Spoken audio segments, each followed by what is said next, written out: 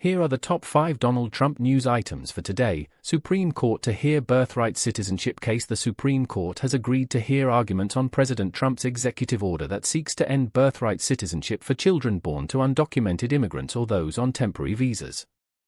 This landmark case, which could impact millions, will be argued in the spring with a decision expected by early summer. Lower courts have so far blocked the order, citing its conflict with the 14th Amendment.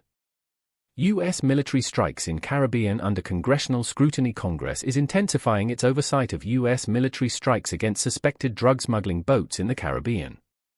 Questions are being raised about the legality of a second strike on September 2 that killed survivors of an initial missile attack.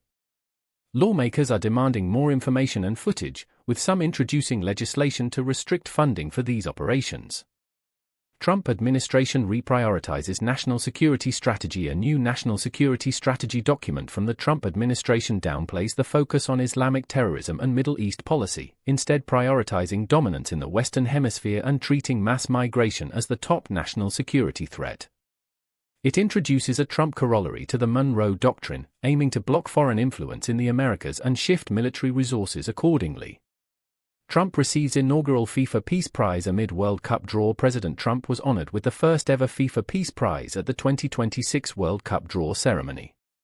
FIFA President Gianni Infantino presented the award, citing Trump's exceptional and extraordinary actions for peace and unity.